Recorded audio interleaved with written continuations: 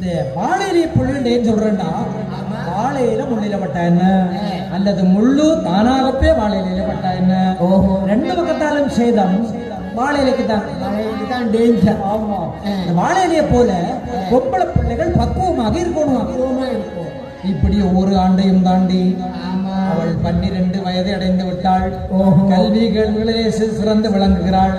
அச்சம் மடம் நானும் இல்லாமல் ஒவ்வொரு ஆண்டையும் தாண்டி அவள் 12 வயதை அடைந்து விட்டாள்.